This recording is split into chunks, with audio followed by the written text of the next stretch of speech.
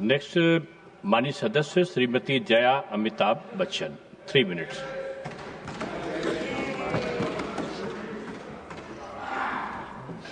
Sir, thank you. First, I associate myself with all the speakers from this side of the House. कल रामनवमी है, आप सबको राम जी की बधाई, रामनवमी की बधाई। हाँ मानी सत्ता, आप इधर देख के बोलिए तो नहीं, मैं अभी कोई बात कर रहा है तो ध्यान वहां जाएगा, मैं बात करूंगी तो आपका ध्यान मेरी तरफ होगा। बहुत सारे लोग बोलते हैं, कुछ आप लोग बैठ जाए मानी सदस्य, आप बोलिए। बच्चे बैठ जाओ। इस समय आपका किल हो रहा है। कोई बात नहीं सर, आप लोगों के हाथ में सबका समय है, जितना मर्जी दीजिए, फांसी चढ़ा दीजिए, चढ़ा ही रहे हैं कमजोर लोगों को।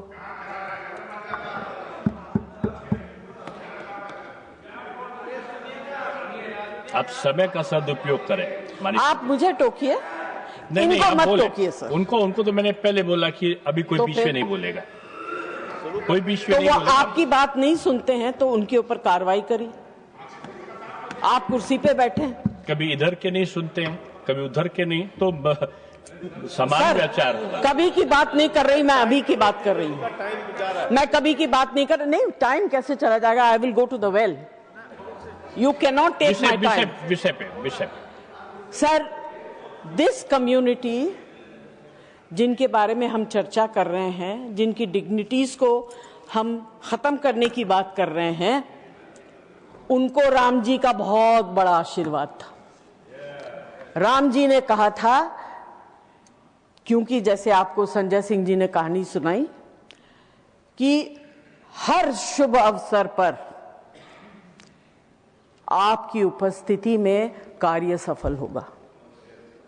हमारे यहाँ परंपरा है कि हर शुभ अवसर पर वो लोग आते हैं, उनको पता होता है कि इनके घर में बच्चा होने वाला, वो मार्क करके जाते हैं और आप उनको दिल से देते हैं, क्योंकि उनका आशीर्वाद जो है बहुत शुभ होता है। जैसे जॉन जी ने अभी कहा, don't take the wrath, it's considered very bad. I will not use the gesticulation that they use to curse.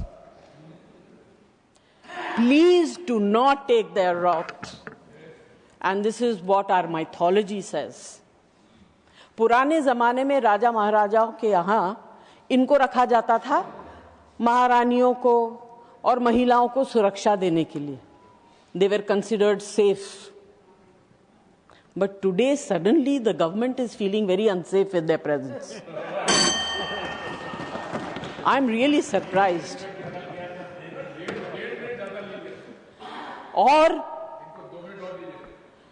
और मुझे ये समझ में नहीं आ रहा, आपके पास इतनी चीजें हैं करने के लिए। This is our budget session. उसके ऊपर चर्चा करिए. Talk about the prosperity or whatever the budget is going to bring of the country. संक्षिप्त करिए मानी सदस्य, आप संक्षिप्त नहीं, जितना समय अलाट होगा, जो आपको पीठ पर देखकर बोलना है। Legislative priority should be given to finance-related bills before taking up other matters of such sensitive and consequence. I would like to ask, what is the urgency in bringing this bill at this stage? Why can it not be examined with the depth and care it deserves? And very importantly, sir, we need representation of that community in these two houses. उनको बना के लाइए nominated member. उनकी तकलीफ को सुनिए, उनकी दर्द को सुनिए, उनकी व्यथा को सुनिए, उनकी सर्वाइवल को सुनिए, and then bring this bill to the house. बहुत धन्यवाद, आपकी बात आ गई। नहीं, 1.5 मिनट ज्यादा हो गया है। Sir, in the last 10 years, Seven out of 10 bills were sent to JPC. And in the last 5 years, only 2 out of 10 were. Are we doubting the competency of JPC? What is this reduction? आप हर चीज को marginalise कर रहे हैं, मत करिए, आवाज को सुनिए, समझिए। बहुत बड़ी परीक्षा आपके सामने आने वाली। All this raises a very important question. Are we as a House moving away from detailed legislative scrutiny? And if so, does it not risk undermining the very purpose of our parliamentary committee system? The bill completely removes the right to self-determination, and this is a clear violation of the NALSA judgment and the constitutional rights guaranteed in Article 14, 19, 21. Are we strengthening the Constitution, or are we drifting away from its guarantees of equality, dignity, and justice? ना बुद्धिजीवी है, ना हृदयजीवी. Bringing in such an insensitive legislation really is pathetic. You are talking about a very Next, माननीय सदस्य Abdul बहाब, 3 minutes. Abdul बहाब को मैंने पानी पिलाया, बैठ जाइए. नहीं, आपने पानी जान ब्रिटास को पिलाया है. Sir, we are talking about discriminate against a certain minority, and minority is not only religious, it is also social. Is this government, by bringing this bill, going against the Constitution of India, or is it that they want to create a vote bank for the upcoming elections and aid in SIR? Does this bill uphold Constitution morality, or does it risk creating division rather than protecting rights?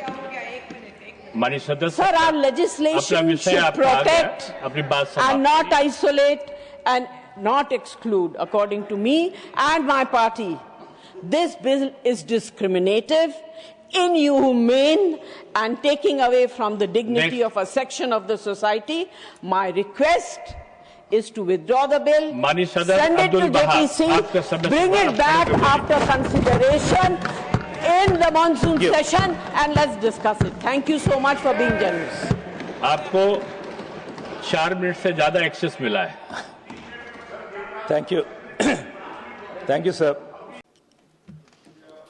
मोहतरमा chairman साहिबा, मैं शुरुआत में अपनी तरफ से ताज़ियत पेश करना चाहूँगा उन 26 लोगों को जिनका नाम पूछकर और मुसलमान नहीं होने के नाते पर उनको गोली मारकर कत्ल कर दिया गया. मैं ताज़ियत पेश करना चाहूँगा मौलाना इकबाल को, जो पूंछ के मदरसुल ज़ियाउल उलूम के मुदर्रिस थे. उस 5 साला लड़की मरियम को, जिसको पाकिस्तान की शेलिंग में उसका पेट फट गया. मैं ताज़ियत पेश करना चाहूँगा मैडम ज़ैन अली और उर्वा फातिमा, इन 2 जुड़वा भाई बहनों को जिनकी उम्र 14 साल थी. लांस नायक दिनेश कुमार को, BSF के सब इंस्पेक्टर मोहम्मद इम्तियाज़ को. मैं शुक्रिया अदा करना चाहूँगा कश्मीर की आवाम का कि उन्होंने पहलगाम के वाक़े के बाद मस्जिदों से ऐलान किया मजम्मत का, बग़ैर किसी के बोलने पर रोड पर निकलकर उन्होंने पाकिस्तान से आए हुए दहशतगर्दों की मजम्मत की. मैं मुबारकबाद देता हूँ हमारी मुसल्लह अफ़वाज को कि उन्होंने एक अजीम कुर्बानी पेश की और बहादुरी के साथ ऑपरेशन सिंदूर में भारत को कामयाबी दिलाई. मैं मुसल्लह अफ़वाज ने पहले 9 दहशतगर्द ठिकानों पर उनको निशाना बनाया, और सबसे मेरी नज़र में जो दहशतगर्दी के दिल पर हमला हुआ वो भावलपुर का था, और 6 एयरफील्ड, 3 हैंगर और 2 रनवेज को हमने तबाह किया.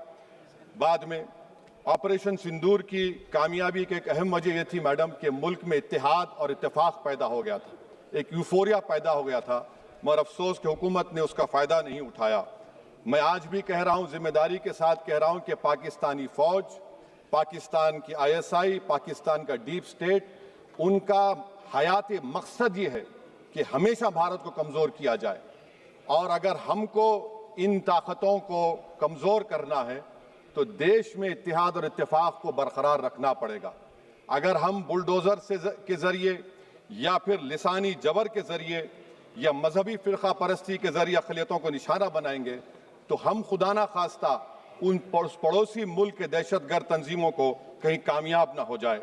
मैडम, मैं आपके सामने ये भी कहना चाहूँगा कि इत्तेहाद और इत्तेफाक इस मुल्क में जब मजबूत होगा तो हमको बैनुल अक़वामी सतह पर दिखाने की ज़रूरत नहीं पड़ेगी। मैं आपकी तरफ से हुकूमत से चंद सवालात करना चाहूँगा कि वज़ीर आज़म ने कहा कि खून और पानी एक साथ नहीं बह सकते, आतंकवाद और बातचीत एक साथ नहीं हो सकती। तो मेरा सवाल आपके ज़रिए से वज़ीर आज़म और हुकूमत से ये है, फिर जिन इंसानों को बैसारा की वादी में मारा गया था, क्या आपका ज़मीर इस बात की इजाज़त देता है कि आप ट्रेड बंद कर दिए, पाकिस्तान का एयरक्राफ्ट हमारे एयर स्पेस में नहीं आ सकता, उनकी कश्ती हमारे पानी में नहीं आ सकती, ट्रेड खत्म हो चुका है डायरेक्ट इनडायरेक्टेड, आपका ज़मीर जिंदा क्यों नहीं है? किस सूरत से आप पाकिस्तान से क्रिकेट मैच खेलेंगे जब हम पानी नहीं दे रहे हैं? 80% पानी पाकिस्तान का हम रोक रहे हैं, ये कहकर के पानी और खून नहीं बहेगा, आप क्रिकेट मैच खेलेंगे? मैडम, मेरा ज़मीर तो गवारा नहीं करता कि मैं उस मैच को देखूंगा। क्या इस हुकूमत में इतनी हिम्मत है कि उन 25 मरने वालों को फोन करके कहे कि देखो हमने ऑपरेशन सिंदूर में बदला ले लिया, अब तुम पाकिस्तान का मैच देखो? बड़ी अफसोस की बात है मैडम। मैडम, अकाउंटेबिलिटी किस पर है? पहलगाम किसने किया?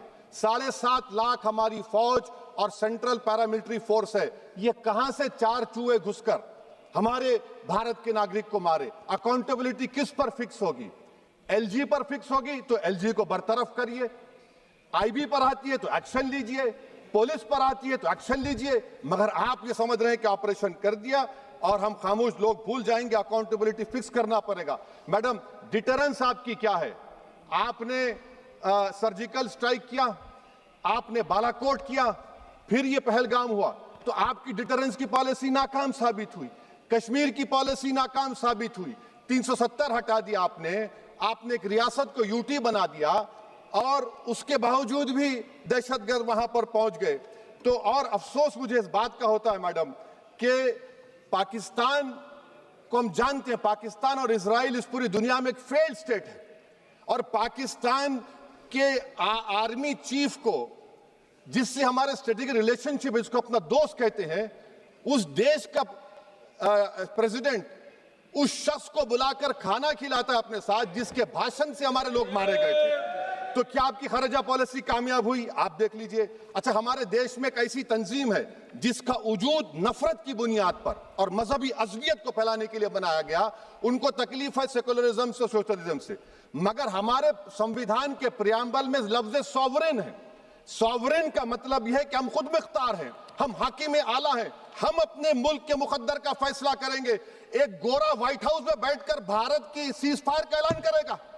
यह आपका नेशनलिज्म है?